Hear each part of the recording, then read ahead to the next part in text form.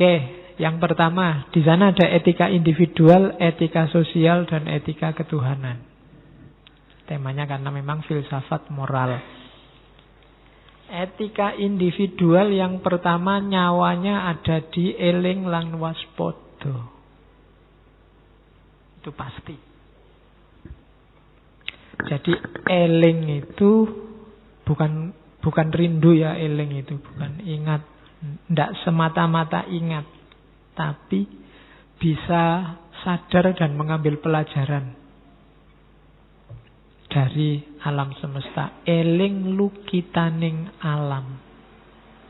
Bisa mengambil petunjuk dan pelajaran dari sekelilingmu. Semua peristiwa. Peristiwa sosial, peristiwa alam, peristiwa politik. Semuanya pelajaran. Orang yang bisa mengambil pelajaran dari semuanya, inilah orang yang eling.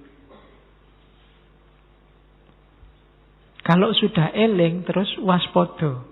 Hati-hati. Jangan sampai aku jatuh di lubang yang sama dan aku harus ikut yang baik sehingga mendapatkan buah kenikmatan kebahagiaan yang sama. Itu waspada. Jadi ambil pelajaran dari sekelilingmu, itu eling, dan kemudian sadari, itu waspada. Jangan lengah, ya kan? Dan ambil pelajaran dari semuanya untuk hidupmu. Hari ini kita, kayak kemarin waktu belajar filsafat sejarah, banyak orang yang tidak bisa belajar dari sejarah sehingga jatuh ke lubang yang sama. Itu berarti tidak eling dan tidak waspada. Eling itu iling-ilingan. Ingat-ingatlah, di sekelilingmu banyak sekali pelajaran. Kalau sudah kamu ambil pelajaran, jadikan itu senjata untuk waspada.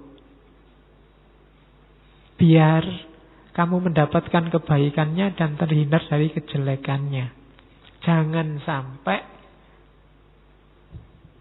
kamu susah karena tidak mengambil pelajaran. Akhirnya apa? Kamu berobat sesudah terluka. Atau tombo yang wis bucik. Sudah ngerti temennya masuk penjara gara-gara korupsi, ya ojo korupsi. Kalau masih korupsi itu berarti apa? Atau tombo yang wis bucik. Wong yang lain sudah ngasih contoh begitu. Kalau kamu melakukan hal itu, sepinter apapun kamu, tidak ada gunanya. Ilmumu tidak jadi cahaya. Jadi kuncinya seorang bermoral di Jawa yang pertama adalah eling lan waspada. Tidak boleh orang jatuh ke lubang yang sama. Tidak hanya lubang yang pernah dia jatuh, tapi lubang yang orang lain pernah jatuh juga kita jangan sampai jatuh di situ. Itu berarti kita eling lan waspada.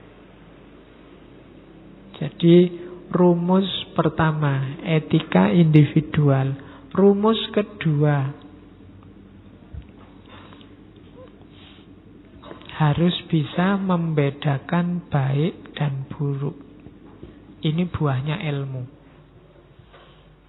Mencahayai kita, pandeming kalbu. Jadi orang bermoral itu eling waspada, ngerti apik, ngerti elek. Harus bisa membedakan. Kalau belum bisa, tidak ada gunanya ilmu. Ilmu itu untuk menerangi, membuat kita bisa membedakan mana baik, mana buruk. Berarti cirinya orang berilmu bisa membedakan dua hal ini. Selain eling waspada, dia juga tahu baik dan buruk. Jadi ini menunjukkan bahwa sebagaimana di banyak teori yang lain, bahwa yang namanya pengetahuan itu sangat erat berhubungan dengan perilaku, dengan kebaikan, dengan moralitas.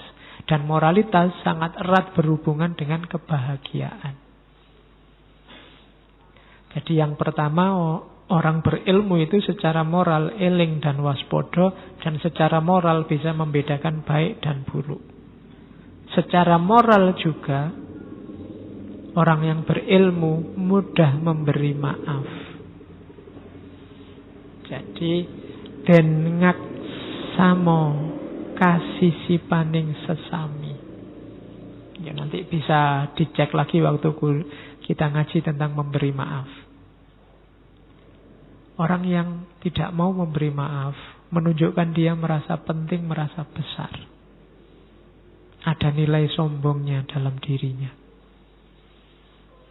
Dan orang berilmu pasti tidak sombong. Karena semakin orang berilmu, semakin dia sadar bahwa masih sangat banyak hal yang dia tidak tahu. Maka dia mudah memaafkan orang lain. Jadi, den ngaksama kasisipaning sesami. Dan terhindar dari perbuatan tercela dan sifat angkara murka. Oke. Kemudian kalau memang mampu, ikutilah dari buku. Termasuk Wedotomo. Banyak-banyak membaca. Karena buku-buku moral. Banyak membaca meskipun katanya Mangkunegara meskipun tidak persis. Tapi buku, ajaran, petuah, pedoman itu pemandu kita, kompas kita. Ya kita tidak bisa jadi orang. Kalau persis kayak yang di awal tadi, wah ngelakoni kanthi laku, eling waspodo, itu tidak mungkin ada orang sempurna. Tapi kita berusaha ke sana, rujukan kita ke sana. Kayak orang melakukan perjalanan ke dalam diri, itu kan perjalanan yang ya nggak mesti nyampe, tapi kamu sudah ada di jalur yang benar. Kalau sudah nyampe luar biasa. Jadi ikuti semua ideal tadi dari buku-buku, dari petuah-petuah untuk kita jadi manusia yang mulia, manusia utama. Dan selain milih kebaikan juga menghindar dari kejahatan. Cirinya apa sih orang yang ditelan angkara murka itu? Adalah kareme angowus-owus uwo setan ono mung janjine muring-muring. Salah satunya cirinya itu yang saya ambil, yang hari ini sering kita lihat. Sukanya marah-marah, mencaci maki. Isinya ndak ada. Sing penting nesu. Amung janjine muring-muring. Uwo setan ono. Hari ini banyak orang yang asal marah. Gara-gara temannya marah, dia ikut-ikutan marah. Kayak orang demo itu loh. Gantian marah ke atas panggung. Kenapa? Temannya marah, dia ikut marah. Jadi, padahal kalau ditanya, jenengan ki nesu napa, mungkin dia ya bingung. Marah sama siapa? Enggak jelas juga. Marah tentang apa? Titik salahnya di mana? Kadang juga tidak jelas. Yang penting teriak-teriak. Uwo setan ono. Pokoknya pinginnya bengok-bengok, nesu-nesu. Ada yang itu cirinya orang tadi. Tidak pinter, tidak bisa mengendalikan diri. Oke, terus sekarang etika sosial. Kalau ini etika ketika berhubungan dengan orang lain. Yang pertama, harus sopan. Jangan gonyak-ganyuk ngeling semi. Gonyak-ganyuk ngeling semi itu perilakunya tidak sopan, membuat malu. Di Jawa konsep malu itu luar biasa. Kalau kamu sudah disebut orang duwe isin, itu kiamat duniamu. Kamu sudah tidak dianggap manusia dewasa. Jadi tidak, hati-hati. Jangan melakukan sesuatu yang memalukan. Biasanya hal-hal yang tidak sopan. Dan itu nanti kalau belajar etiket Jawa, sangat banyak hal. Hati-hati benar orang Jawa untuk tidak membuat malu. Mulai cara makan, cara minum, cara ngomong, cara lewat, cara.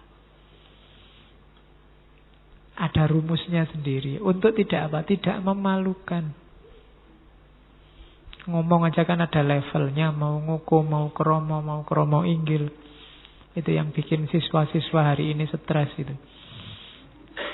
Belajar bahasa Jawa itu kan.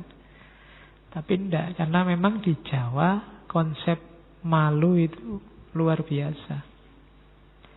Dan enggak boleh nggugu karepe priyangga. Enggak boleh sak karepe dhewe. Apa-apa dipikir dulu, dipertimbangkan. Jangan mabuk pujian. Tempatkan diri. Patuhi tatanan negara. Angger-anggering keprabon. Oke, terus saya agak cepat. Wis 9:30. Kemudian, kalau tadi ya aspek pasifnya. Aspek aktifnya apa? Bangkit, ajur, ajar. Pandai bergaul. Kalau diajak omong menyenangkan. Kadang-kadang basa-basi, tapi basa-basinya menyenangkan. Mengenai tiasing lian. Karena ada orang itu ditonton, kita malas. Diajak ngomong, tidak penak sama sekali. Dari mana mas? Dari belakang. Mau kemana? Mau ke depan. Nyebeli tenang. Tidak bisa diajak santai, nggak bisa. Kok jalan kaki aja mas? Emangnya ngerangkak? Tidak enak. Diajak guyon ndak bisa. Diajak serius sak karepe dhewe. Kalau dia datang kita sumpek. Nah, ndak bangkit ajur ajar. Orang Jawa suka yang gerapyak. Gerapyak itu kalau diajak ngomong menanggapi, tidak cuek, tapi juga tidak berlebihan. Terus kadang-kadang dalam rangka membahagiakan orang lain dan bisa mbusui ujaring jalmi. Kadang-kadang pura-pura bodoh, pura-pura ndak ngerti. Nggih to, ngoten to. Itu kan bikin orang yang ngajak ngomong semangat. Daripada diajak ngomong, "Alah wis tahu, wis ngerti." Ya kan? Kadang-kadang kan kamu gitu aja. "Alah wis ngerti, wis rasa diteruske." Wis tahu. Itu kan ndak enak. Kadang-kadang kamu harus pura-pura, "Oh iya toh, baru tahu saya padahal ya wis ngerti." Itu kan lebih menyenangkan orang kayak gini. Bisa mengambil hati. Oke. Kemudian jangan berperilaku kayak orang dungu. Tadi sudah disebut ya. Sombong, ingin dipuji, tidak mau kalah, meremehkan orang lain. Ini di banyak ajaran moral sudah disebut. Nyawanya, sumbernya perbuatan jelek itu merasa besar, merasa tinggi, merasa sudah bisa. Nah, ini yang agak unik dari Wedotomo. Kalau tadi kan berhadapan dengan manusia sama etika individual. Sekarang ada perilaku kita di hadapan Tuhan. Nanti ada 4 cara kita. Sembah rogo, sembah cipto, ada sembah jiwa, dan yang keempat sembah rasa. Sembah ini jangan selalu diartikan sholat sembahyang ya. Itu bikin orang salah paham, dianggap wah wong Jawa bid'ah kabeh sini. Enggak, sembah itu ya mungkin nanti yang sholat disebut sembahyang. Sembah itu kan menyembah, yang itu Tuhan. Sembahyang itu menyembah Tuhan. Hidup kita itu isinya sembah semua. Sembah itu persembahan untuk Tuhan. Ya ada yang formal kayak sholat, ada yang ngaji kita ini termasuk sembah. Kita persembahkan untuk Tuhan. Karena kalau ada yang tidak sembah untuk Tuhan, tidak dipersembahkan untuk Tuhan, ya hidup kita sia-sia. Wong inna lillahi wa inna ilaihi roji'un. Inna sholati wa nusuki wa mahyaya wa mamati lillahi rabbil alamin. Sholatku, ibadahku, hidupku, semuanya persembahan untuk Tuhan. Maka lakukan yang terbaik. Kalau sedang belajar, belajar sekeras-kerasnya. Kamu sedang mempersembahkan sesuatu untuk Tuhan. Kalau kamu sedang ngaji, ngaji seserius mungkin. Kamu sedang mempersembahkan sesuatu untuk Tuhan. Kalau makan juga makan yang serius. Jangan disambi macam-macam yang menghilangkan nilai sakralnya makan. Karena kamu sedang mempersembahkan sesuatu untuk Tuhan. Dalam Islam segala hal kan ibadah. Nah, ada level etisnya di hadapan Tuhan. Yang pertama namanya sembah rogo. Sembah rogo ini yang sholat lahir yang kita lihat. Jadi sholat 5 waktu. Fisik sifatnya. Wudunya pakai air. Cuma ini langkah paling awal. Kalau bahasanya di Wedotomo, sembah rogo muniku pakartining wong amagang laku. Jadi ini langkah paling awal. Tidak boleh merasa sudah selesai dengan sembahyang. Dengan sholat saja sudah beres. Sembahyang ora cakai, sembahyang oke, sip, wis. Tidak cukup itu. Itu hanya awalnya. Perlu masuk ke dalam namanya sembah cipto, atau kadang disebut sembah kalbu. Kalau ini yang sholat batinnya. Caranya apa? Membersihkan dari kungkungan hawa nafsu, tazkiyatun nafas. Bersihkan batinmu. Taholli kalau dalam tasawuf. Jadi sembah rogo olah lahirnya. Olah batinnya yang paling awal sembah kalbu. Caranya taholli. Bersihkan jiwamu, bersihkan rohanimu dari maksiat, dari dosa, dari pelanggaran, dari hawa nafsu. Pembersihan diri. Kalau sudah mampu sembah kalbu, orang yang tidak mampu sembah kalbu, sholatnya tidak bisa khusyuk. Sholatnya hanya olahraga. Yoga. Kan koyo yoga sholat itu. Hanya itu dapatnya. Ada yang ketiga, naik kelas sedikit lagi setelah bersih jiwa kita, yang dilakukan apa? Sembah jiwa. Sembah jiwa itu tahalli. Meletakkan dalam diri kita hal-hal yang baik. Ya termasuk meletakkan Allah, meletakkan segala kebaikan moral dalam diri kita. Orangnya harus iling waspodo. Orientasinya hanya pada Allah. Setiap detak jantung dan desah nafasnya adalah zikir. Hanya Allah saja yang ada dalam hidupnya. Itu sembah jiwa. Jiwa lebih dalam dibandingkan kalbu. Kemarin di Ibnu Miskaweh, kan lapisan luar mental itu kan yang kalbu itu, terus masuk lagi ada ruh. Jiwa itu kan bahasa Arabnya ruh. Jadi menghidupkan lagi rohanimu dengan Allah setelah tadi terhalangi oleh nafsu. Sembah jiwa.